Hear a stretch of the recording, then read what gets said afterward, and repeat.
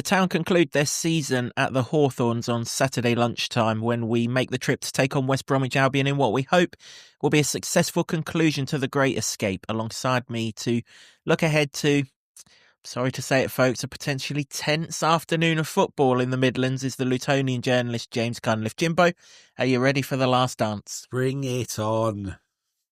Bring it on indeed, and well, we'll bring on the rest of this podcast right after this intro. I believe our supporters are the best supporters in the country. I love this town. I love this town. I love this town. You know what I love about this town is actually you. Everyone in it has got this massive soul. We're Luton people, and that's what we care about.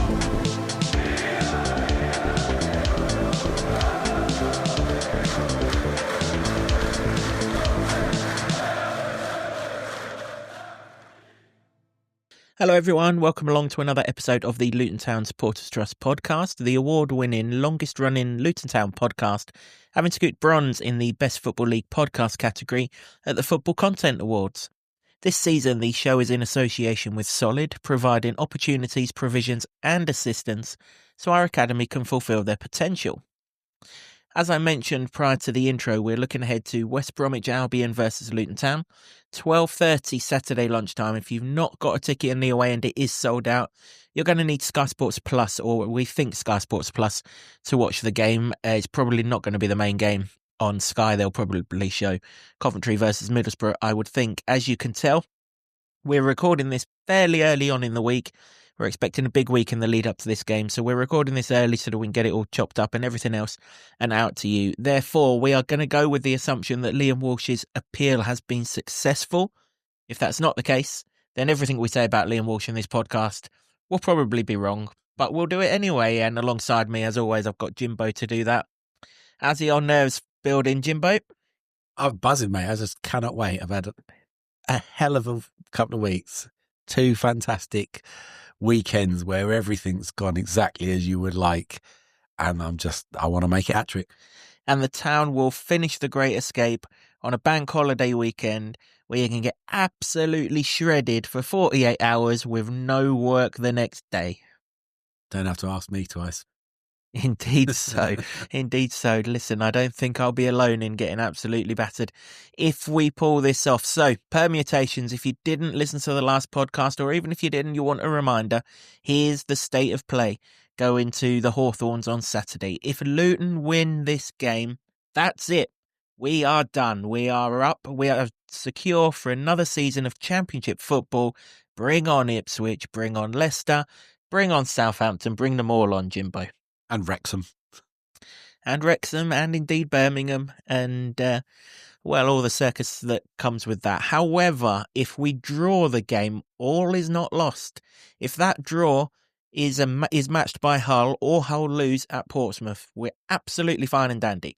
If that draw comes along and either Preston or Derby lose, we're again absolutely fine and dandy. However, there is also a scenario where if we lose this game, and we will not mention that one more time on this podcast, but if we lose this game and Portsmouth are beautiful human beings and they beat Hull at home, we're still good to go in the Championship next season. That's a whole lot of numbers and a whole lot of permutations, but the main one is in our hands, and we don't have to go through that. Please let us not go through all of that. Win the game of football and we're in the Championship next season. Winning the game of football at the Hawthorns for the first time since 1996, Jimbo. It is not a happy hunting ground.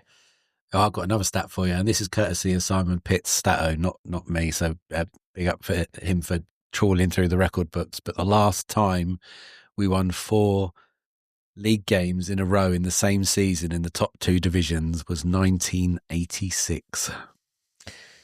I love Simon to bits, but I really wish he didn't coerce with you right now, has to be said. So we've got records to break and great escapes to pull off, haven't we? Listen, we've been here before 5 years ago.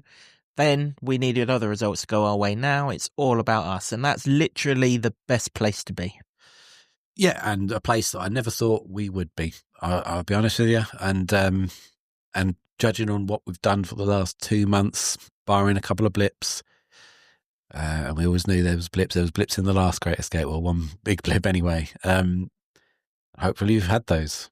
And now this can be our crowning glory to end, let's be honest, a really terrible season. But the mini season of the last 2 months is all important. And that, if we get it done, you can carry that into next season with so much more optimism than we have in experiencing.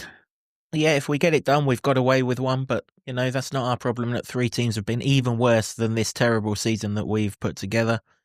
That's fine. We'll just build for the future. No problem at all. West Brom, let's park any semblance of them being on the beach. We did all that. That was the noise and the rhetoric when Blackburn came to town and they turned us over. Forget that. Let's prepare for the best West Brom that there is. And if we don't get it, happy days. But if we do, we know what we've prepared for, right? That's what Matt will be saying to the players and everything. Yes, it's a West Brom team that have won 1 of their last 8. Yes, it's a West Brom team that didn't score against Cardiff at the weekend, although they had 18 shots in the game. Yes, it's quite clearly a West Brom team that is struggling because they've sacked Tony Mowbray. They don't really know where they're going. But this is also a West Brom team with some dangerous operators in it. Up front, they've got Adam Armstrong on loan from Southampton, who's been prolific for Blackburn in this division. The wide players, whether it's Johnston, whether it's Fellows, whether it's Carlin Grant, whether it's Dean Garner, they're all pretty tasty. I mean, this is a West Brom side that really is underachieving, not being in the top 6 this season, I believe. And it's got some good midfielders. Alex Mower, we've done the tour of the leagues with that guy. This is just because they've got nothing to play for. This is still a potentially dangerous team. We have to be at our very best here. Yeah, and some of those players you mentioned have done damage against Luton. I think Dean Garner in particular. And I think so. All the sort of wisdom you would want to take into a game with cautiousness would be that with that club being in flux as it is, there's players there that presumably would want to play well to carry on playing there for the next season or to impress whoever's going to come in. If they roll over, that's not going to be good. And obviously the home fans won't take that one bit. So I think you're right. Let's not bank on any of that nonsense, even with the results that they've been having, and particularly the one against Cardiff, which still ultimately sent Cardiff down. Got to go up there. We've got to make history. That's it. That's we've got to look at. There's two stats we made, and the overriding one that we wanted all along is to have it in our hands. And I'm confident. Yeah, indeed. Yeah. Listen, there's a lot of results that we still have in our favour, but let's make the one that really, really counts go in our favour. Obviously, reverse fixture, 1-1 draw to Heath Chong equalising for us in the second half with that misplaced pass that fell kindly into his path and he just belted it into the bottom corner. Probably not going to have Chong from the start in this game. I wouldn't have thought there'd be too many changes. Yeah, it's hard to know really what to expect from West Brom, isn't it? I always think whether you're on the beach or you're not on the beach, if you're at home last game of the season, you've got a bit of motivation to send your fans home happy, particularly if you've not particularly lived up to expectations over the course of the season.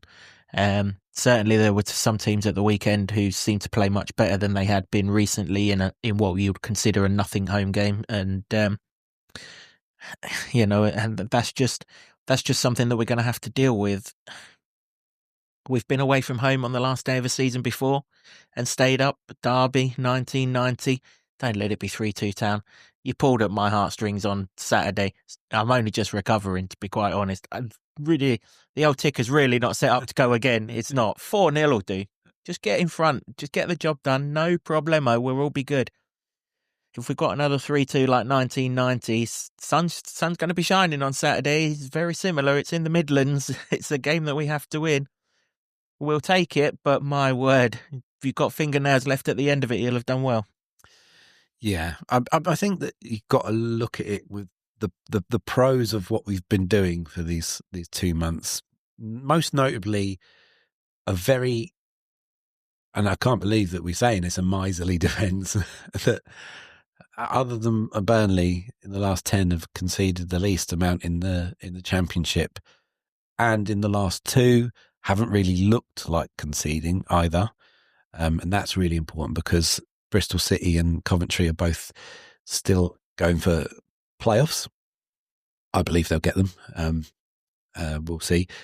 Don't really concern us, but that they've got a lot to play for. If you're talking about teams that do have stuff to play for and teams that may not supposedly be on the beach and all that stuff, then that bodes well.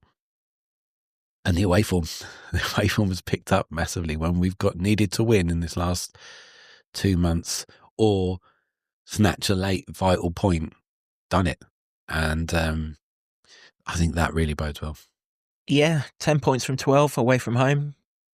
I mean, what was it, 5 points from 5 million away from home before then? It was just, yeah, that is the biggest turnaround of the lot. Forget all the other turnarounds that we highlighted in the last podcast. The away form to turn around as stark as it has done. And okay, there are only teams around us that we've been beating, but they're the ones that we had to beat, because if we didn't beat them, well, we'd have been up the creek without a paddle by now, wouldn't we? And looking at League One next season, yeah, I wonder how Matt will go about this, because they've only had one game under Morrison, the new manager, since Mowbray was sacked. So it's hard to know if what they did on Saturdays is their new formation, or if there's any tweaks or anything like that. I noticed that Johnston was on the bench at the weekend. He's one of the better wingers in the division for me. So I don't know how he's going to go about it, but obviously he's going to concentrate on us. So let's do that. Obviously, as I said at the start of the podcast, Jimbo, we're assuming that Liam Walsh will start the game. He'll have his suspension overturned and he'll start the game. In which case, do we name an unchanged side for the third time on the trot? Or are you a little bit concerned at the inexperience of Lamine and you'd like a more experienced head in the centre of the park for this one? You've read my mind on that one. Yes, as good as Lamine was and has been in the last 3 games growing into the side, I think in this one where you need a bit of composure, a bit of calm and also a bit of quality on the ball, then I think that it would make sense, given that the defence is fine, don't mess about with it, that Naismith comes in and does what he did against Derby. Interesting, you're going Naismith, not Clark.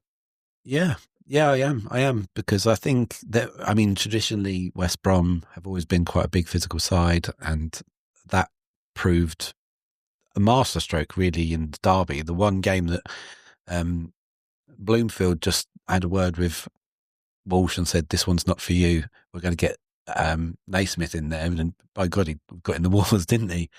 And he worked a treat. And I think maybe that would again. I was more comfortable with the option of Clark coming off the bench on Saturday against Coventry, and it really worked. He did get involved. He was picking little pockets and finding little spaces, and he's got that. Also, Bloomfield mentioned after the game that he didn't want to start Clark, even though he was declared himself fit and he was available, because he is still carrying or had still carrying that injury. I spoke to him a couple of months ago and he said he's going to have injury. He's going to be playing through pain and injections for the remainder of the season. So I think it makes sense to limit that and have him as an impact and start with more control, if you know what I mean. Yeah, absolutely. Control the game, control your destiny, don't you? Yeah, you're right with regards to West Brom generally being physical. I would imagine they'll have come away from that a little bit under Tony Mowbray. Look, West Brom have played pretty much every time when Luton have played, so I've not seen much of West Brom at all. In fact, I think the last time they were on television was when they were against Leeds. And they held their own in that game, to be fair, but, they probably would play above themselves against Leeds anyway, as most teams, including ourselves, did a few weeks ago. But generally, Mowbray teams aren't physical. You think of the Sunderland team that we beat in the playoffs, that was anything but physical. In fact, we beat them on purely on physicality. That was circumstantial, though, wasn't it? They'd lost defenders, and we exploited that to the absolute full. And what a wonderful time that was. So you're saying that Mowbray isn't particularly physical? I always had him down as a man that could do that stuff. Yeah, possibly being a centre back, but generally his teams, you look at that Sunderland team, for example, the likes of Patrick Roberts wouldn't be particularly physical. Diallo certainly wouldn't be physical. They had, Geldart, who plays for Hull now up front, again, not particularly physical. Maybe his backline was, listen, Kyle Barkley's still there in the West Brom backline. The one person they have missed from the home game is Alex Palmer, the goalkeeper that we had on loan, one of the better goalkeepers in the Championship, actually, and he might be again next season because he's coming back down with Ipswich Town, having joined them in the transfer window in the winter. Not sure what the replacement goalkeeper's like, but 1 win in 8 suggests that he's not having a brilliant time of it. So maybe that's a route in. Maybe we're not coming up against a dodgy goalkeeper, but we've come up in this run against a lot of second-choice goalkeepers, haven't we? Derby's first-choice goalkeeper was out. Coventry's first-choice goalkeeper was out. And Alex Palmer was clearly their first choice earlier in the season. He's not there no more. Maybe someone upstairs is just putting the fate in our own hands here. Well, I mean, it is anyway. We've done that. It's nothing to do with anyone upstairs. But, well, maybe in the way that the game was won against Coventry, which I've still watched a million times every day since. Just unbelievable. A bit more of that would be incredible. But we've highlighted this in recent podcasts. When the confidence come back and the momentum comes back, suddenly you start getting the rub of the green and the luck. And I asked Linfield about this, and it's a very intangible situation to ever sort of gauge and understand. There's always different schools of thought about, isn't it? Like, oh, well, you make your own luck and stuff. Well, I don't know what tariffs have been put on luck for Luton in the beginning of the season because they weren't making it anywhere near our parish, that's for sure. But now, suddenly, things are starting to go for Luton. Who knows? And let's hope there's 90 minutes of it left in the course of the season. Yeah. That the only change in the centre of the park. I guess the other one would be he's taken Christoph a few times, hasn't he? And Reece Burke probably is ready for 90 now. Is that a switch that you'd make, or are you just leaving that be, and when Christ can't go no more, then Burke, he comes on, as was the case on Saturday? Yeah, I mean, the fact that he came off quite early, Christ, would give him that rest in his legs, and Burke's been fantastic as an impact player off the bench, and sometimes he's playing in places he's not supposed to be, but really bursting forward and playing well, and I'm happy with that, really. He was only taken off, in my view, Chris, because they weren't offering anything, because it was all Luton one way, Coventry. That's what I'm talking about. And that just made sense. And then when you're trying to push for a goal, obviously Reece Burke's going to offer more in attack, which he has. So that would be, again, for me, that would make sense as an impact if you need it. So I'd be comfortable with that, yeah. Yeah, me too. It's working so far, isn't it? What is it? Broke, not broke, don't fix it. Go with that. Yeah, I would agree. I don't really think this is a game for Lamine. Not that I wouldn't have faith in him, but, his career is quite inexperienced. This would comfortably be the biggest magnitude of 90 minutes of football that he's played. I know his last game in Sweden was to get his team into Europe, but ultimately he was leaving that team at the end, so he's not leaving us at the end of this game.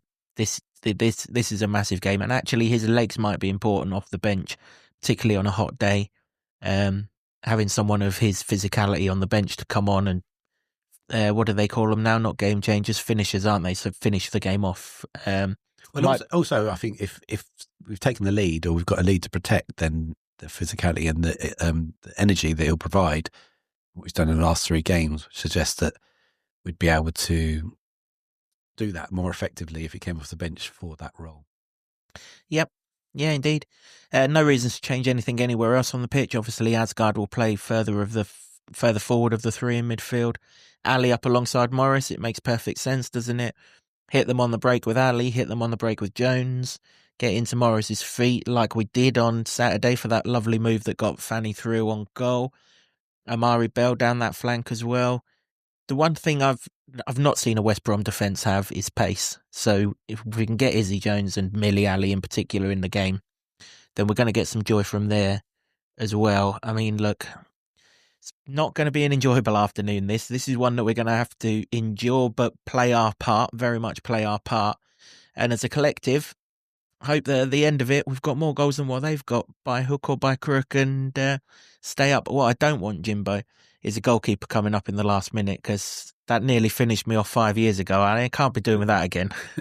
No.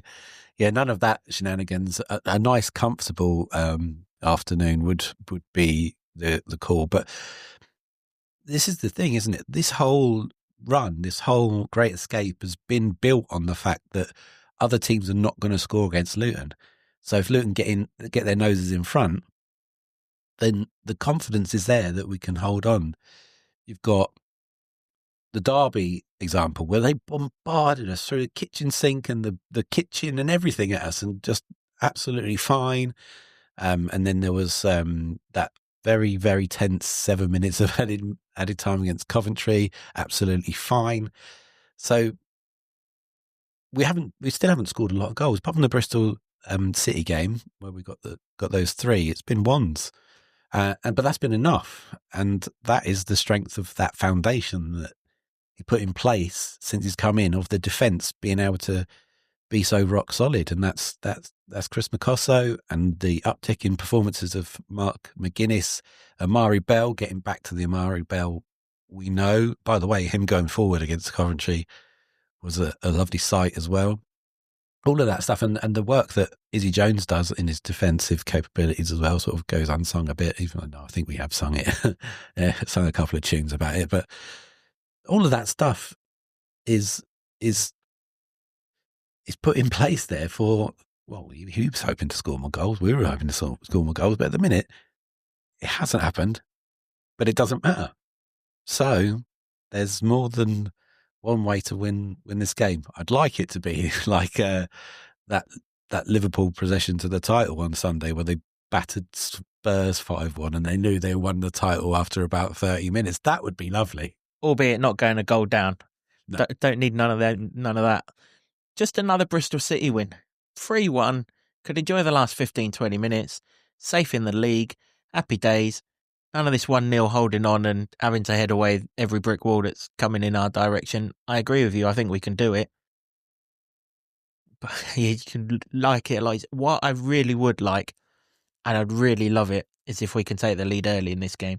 Because these last games, it filters around the country, doesn't it? You know, every goal will change the emotions. Yep. I always struggle for a phone signal at the Hawthorns, and that might not be a bad thing on Saturday because it might save my ticker a little bit. But take your old-fashioned transistor radios, mate. That's what you need. Get 5 Live on. I'm going to be messaging you for the Wi-Fi code. That's what I need, the Wi-Fi code. But it is, isn't it? Every goal, there's 4 games down the bottom of the table that carry massive. I know there's 5 teams, but 2 of them play each other. There's 4 games down the bottom of the table that carry massive significance, and every goal in each of those games is just going to change the dynamic. If we go back last year, poor old Birmingham, they were absolutely winning comfortably on the last day of the season, and there was 5 teams in it, and they were probably thinking, well, someone's going to slip up, but no one above the line slipped up. Everyone that was in it won, and Birmingham, who started the day in the bottom 3, ended the day in the bottom 3. Hopefully that's the case with Hull on Saturday as well, that they start in the bottom 3 and end in the bottom 3. But Preston, I'd have no problem if Preston go down. They're both miles away. That's my rationale behind it. I have no issue with any clubs. I actually quite like going to Hull, but in a division that's got a lot of long journeys, if we can lose one of them, that would be rather handy. Yeah, that's always something to factor in, isn't it? That scenario you just mentioned, then that would be tickety-boo, wouldn't it? Because if we win and everybody else wins, nothing changes. Brilliant. Yeah, exactly. And that's why it was important that we go into the last day above the line. I mean, you look at Saturday, everyone won, apart from Hull, obviously, who couldn't win because they were playing someone around us, everyone. And the Good Friday, apart from Derby, who we beat, everyone won, didn't they? So it's not beyond the realms of possibility that happens again. Hull are at Portsmouth. Not an easy game, you have to say. Preston have got the hardest game of the lot at Bristol City, who've got something to play for. And then obviously Derby v Stoke is the other game that matters. There's going to be a lot of to-in and fro-in. It's going to change. At one point last season, I think every team was in the bottom 3. And then all the results sort of wrestled their way out to being with the status quo. And well, at least we know that can't happen now, because they haven't confirmed it for some goal difference reasons, but Plymouth Argyle are relegated, aren't they? Unless they suddenly score a record amount of goals past Leeds United, which is not going to happen. So it's only one place to play for or to avoid, isn't it? So yeah, 1 from 5. Yeah, it's got the potential to be a crazy day, as long as we're well and truly out of it. You know, let the fun and frolics flow. You know, I mean, I think there's I think there's more pressure on Preston, who probably didn't think they would be anywhere near it. Well, when we did the international break chit-chat, Yeah. we didn't even put Preston in, did we? No, we Because thought they were well above, clear. and we thought Oxford would be the ones, and suddenly they've beaten Sunderland, or they rested a bunch of players, and at the weekend again they won again, rested a load of players. So yeah, I didn't think that they would be in it, and they probably didn't think they'd be in it. Hull were on a better run of form than nearly anyone other than Derby at that point, and they probably didn't think they'd be in it. So for them to have dropped in puts the pressure on them immensely. And I like the look of it at the moment. It's just got to go right on the day. Yeah, absolutely. In the international break, Hull was 16-1 to be relegated. They're now favourites to be relegated because, of course, they need results to go their way as well as their own result. Preston was 66-1 to go down in the international break. Not 66-1 now, Jimbo. It's quite feasible that Preston go down. If we draw and Hull win and Preston lose, it's Preston that go down.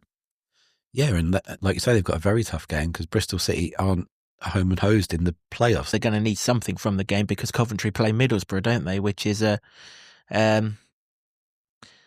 shootout, really, for the playoffs. Yeah, and also Bristol City will want to go into the playoffs with a bit of momentum, having lost to us. If they lose to Leeds as well, then they don't want to be going in 3 defeats on the bounce into a huge game against. Well, it's going to be Sunderland, isn't it? If they finish 5th, then. Yeah, Preston have got problems. I mean, even Stoke, Stoke thought when they got that point against us, I mean, their goalkeeper was celebrating when they scored, wasn't he? Thinking that was the goal that keeps them up. Yep. Now they've lost, they didn't lose to Leeds, did they? They got absolutely wiped out at Leeds. They lost comfortably to Sheffield United. And now there's a scenario that if Hull win, Luton win, Preston win, and Derby win who they're playing, it's Stoke who go from out of nowhere. It's got all the hallmarks of being an absolutely bonkers day on Saturday. As long as we're not wrapped up in it all, let the carnage begin, I say. Yeah, that would be my lovely day where we go out there. It's a nice sunny day. Luton are doing the business, and I can just keep my eye on the scores going all over the place. That would be perfect for me. But, we don't do it the easy way, do we? So probably not. No, probably not. As I say, if you've got fingernails, chances are you're not going to have them at full time on Saturday afternoon. That's for sure. I mean, are you superstitious? Not usually, but I can get a job lot of rabbit's feet in to see if that does me business. Well, I mean, in the last couple of games, I've had so many posts on social media and so many people telling me they've got lucky this and lucky that and everything else on. I mean, some of it is a bit TMI, to be quite honest with you, but I'll take it because I want all the good luck charms on our side that is possible. I mean, to be quite honest... You've already got reverse psychology for the win. What more do you need? Well, we have got that. You're right. And it is starting to pick up some wins, but I am a little bit scared to trim the old face just because I haven't done it in these 3 games that we've won. So it's got to wait until Saturday. At least you're not that poor sod that wouldn't cut his hair until Man United win 5 games in a row. Have you seen him? Bloody hell. I ain't that daft. I know what I'm watching. I don't care if I turn into the Yeti. I ain't shaving until this season is done and dust. I am not being the one to break this run of winning form. And but I'm not superstitious. But it's what it does, isn't it? It's mad what being in this bottom 3 shenanigans does to you. You just, it's whatever you was wearing last week, you're probably going to wear it this week just to be on the safe side. It's absolutely bonkers. It's why we love it. It's why we do it. Well, yeah, there is that. I would like, do you know what? If we can do it, and we've still got to do it. The complacency is probably the biggest thing that would kill us. I don't think that they've already been talking about that. I don't think that would be an issue. You like to think it wouldn't be an issue, but if we can get this done, a nice, easy, calm, nothing mid-table season, if we're not going to go up, which you said in the last podcast, and if you haven't watched it, there's food for thought in terms of that. But if it isn't going to be that, just something without stress, please. You're so boring. You are so boring, man. But you're right. Yeah. On a serious note, my fear for this game, Jimbo, is the euphoria come down. I know we've had 5-6 days to come down and get everyone back to normal, but that was a real high on Saturday, wasn't it? You know, I don't think it's automatic. I think Matt's going to have to work hard to get the players to come back down, because the whole week is really, really important here. I'm still buzzing from it, so they must be still buzzing from it. And, you know, the scenes were just scenes that you don't see from a game that's not the last game of the season, or that you haven't actually achieved something in. That for me is the only kind of doubt I've got in my mind. In terms of the game itself, I'm so comfortable that our defence will be okay. I'm comfortable that we'll find a goal somewhere along the line if we need it. But I'm just a little bit worried about that, because you do see it in other teams, don't you? You know, for example, you saw it when Arsenal beat Real Madrid, and then in the next game, I think was it Everton that they drew with or something like that. It's just a natural human nature thing to do.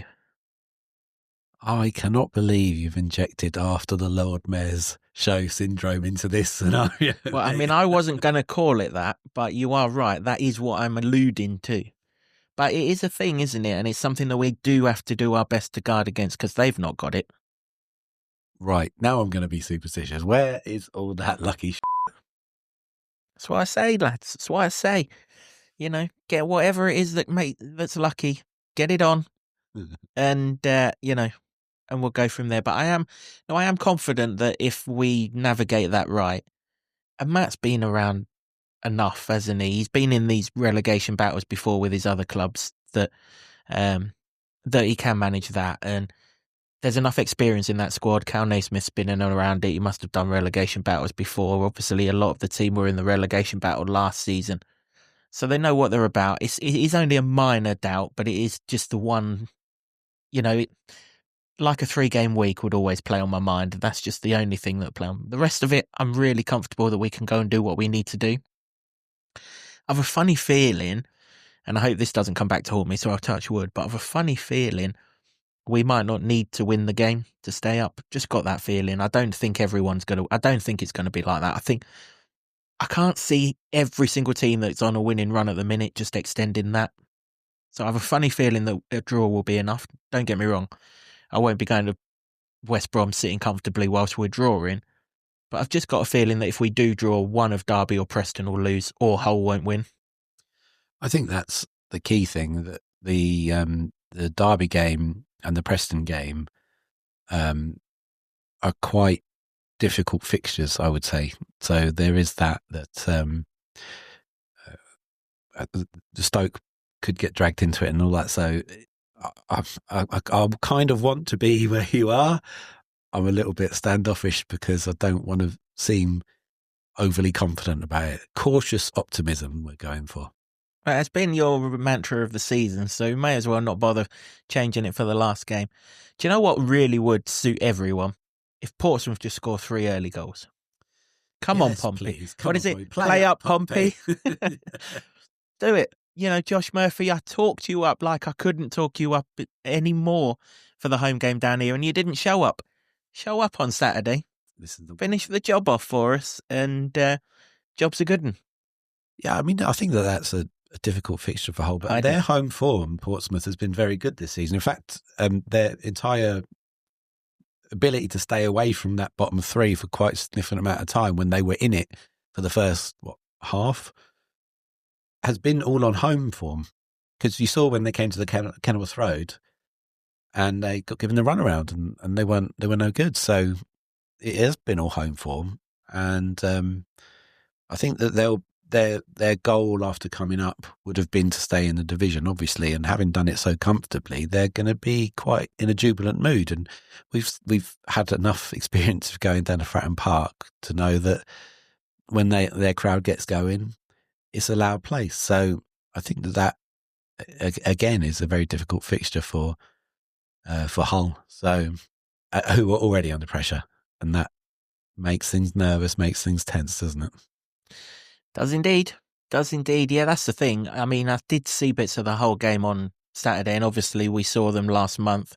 I'm not as convinced they're as good as they look on paper, or certainly they've not shown it in those 2 games that I've seen bits of. Derby were, I wouldn't say they were full value for the win, but they were never in any danger of losing the game. And, it's not a great derby side, it has to be said, although they'll improve under Eustace next season, who I should just add, regardless of who the manager of the season is in the Championship this year, if he keeps Derby up, having been where he was with Blackburn when he left them, he has to be the Championship manager of the year for me, Eustace. Because... Really? Oh, yeah, I think so. You wouldn't say Bloomfield? Not really, because we're stacked with Premier League players. Derby aren't. Blackburn weren't. Fair point. And it'll be either Farker or Parker, won't it? But it will. But they've both been given the ammunition to do what they've done at the top. And don't get me wrong, getting 100 points is a huge achievement. But keeping that Derby side up from where they were, they were below us when he went there. That, for me, that's the Championship manager of the season. But anyway, that's all by the by. You're absolutely right, though. Bloomfield deserve, if he pulls this off on Saturday, he deserves so much credit. It's untrue, I've said it in the last podcast. If we get this sorted on Saturday, I'm so looking forward to next season. It'll be the longest summer of all time. Really wish there was an international tournament to speed it up a wee bit, because I really do. I've got a funny feeling we're going to do some good things in the transfer window. I don't think, we'll come to this anyway. I'm not talking we're going to spend 30, 40, 50 million pounds, but I think the players that we bring in will be sufficient quality for a Matt Bloomfield team, which maybe hasn't been the case in recent transfer windows with regards to recruitment to manager. And I'm really excited where we're going. So we just got to get that job done on Saturday. Score predictions, Jimbo, what are you going with here? Obviously, we're going with reverse psychology, and I'm right behind. Someone shouted at me as he went out on Saturday, reverse psychology for the win. And I was like, it ain't me, mate. Oh, they shouted it at me as well. And they said, 72-0? And I went, 100-0. So let's go for that. I've won this thing anyway. I've beaten him in the head-to-head champion. He's won it. So, yes, 100-0. Yeah, you've only beaten me because it's been such a terrible season, and I've backed Luton to win every single game, and we've lost 22 of 45. It's not going to be pleasant, is it? This is Luton on the last day of the season. 1990, 2020, 2025, isn't it? 3-2 Luton, isn't it? Oh, mate, please don't let it be that. It's 3-2 Luton, 3-2. mate. 1990, 2020. Yeah, I can well see it happening. It's going to be a bonkers day. It really is, yep. We've experienced this before, or certainly Jimbo and myself. I've been around long enough to do this. Plenty of you listening to this or watching this have been around long enough. The main thing is we are in control of our destiny. That hasn't always been the case. It wasn't the case in 1990. We still needed another result to go our way. We needed other results to go our way 5 years ago. This time we don't. We just need one result, one win, like the last three, and we are absolutely good to go. And we are playing our best football at the right time. Let's go and get it done. If you are in, I really don't need to say it this time, but I will do because it has worked so well for the last two games. If you're in the away end on Saturday, be louder and prouder than you've ever been before. If you can be louder than you was on Saturday at Kenilworth Road, do it. Get the songs in your head. Be singing them from start to finish. Roar these boys over the line. If you're watching the game on television, make sure your neighbours are getting pissed off with you with the noise you are making, screaming at that television, singing them boys on. They will hear you somewhere, somehow, somewhere, won't they, Jimbo? Yeah, what is it? The modern phrase is manifesting now, isn't it? Just manifest this win. Do it. Get Uri Geller the situation. Make that penalty ball from Euro 96 move a fraction. So he misses a penalty. It's that sort of vibe, I think. Get your clocks on the telly, all that stuff. Absolutely. Literally. There's people going, what the f*** is he on about? Has he finally lost it? If you were around in 1996, there was a hell of a lot of mumbo-jumbo going on around that. Brilliant summer. And this will be too if we win on Saturday, that's for sure. Get your score predictions into us. Plenty of time to do that. Claire and T. Watts LTFC, as you are going for our title, if you want to send your scores to me separately via email, you can do.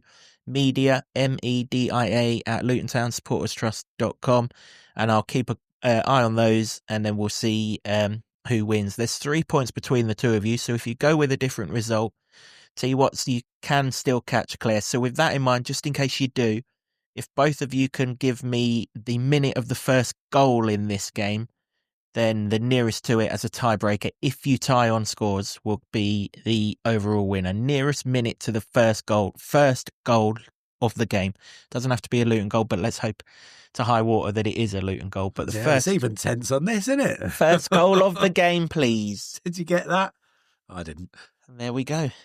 2 will become 1 on Saturday, Jimbo, and I'm not quoting the Spice Girls before you throw that at me either. That's more 90s, 96 lingo for you. Let's hope we're partying like it's 1996 on Saturday afternoon, Jimbo, because, early kickoff, bank holiday weekend. It's got all the hallmarks of being a good one, my friend. Please let it be. I don't know. I don't know how I'll take either way because this is not where we expect it to be. And I'm happy about it. Don't get me wrong. I'm happy about it. Gonna need a pint of something in the lead up to this one, Jimbo. The old nerves are gonna be they're gonna be going. Thanks as always for watching or listening, however it is that you consume this podcast. We really, really appreciate all of your support. We will review this game in the normal time slot. Then we'll probably have a little bit of a mini break just because we got the bank holiday weekend. We've got families and everything. Then we will have a look at the season as a whole and everything else that we normally do at the end of a season. Matt, the boys, everyone to do with the club, we're all right behind you on Saturday afternoon. You'll hear us from literally everywhere in this country. Go and do your thing. Get those 3 points. Get us over the line and preserve our championship status. We can definitely do this. Thanks to the Barber Club and the Lower Level in Luton for hosting our studio, to Sean Grant and the Wolf Gang for all of our intro music, and to Ed Smith Creative for all the designs that you see on set. Louder and prouder than we've ever been before in that away end at the Hawthorns on Saturday, please, folks. And between us all, we can finish off the great escape. Come on, you Hatters. I believe our supporters are the best supporters in the country. I love this town. I love this town. I love this town. You know what I love about this town is actually you. Everyone in it has got this massive soul. We're Luton people, and that's what we care about.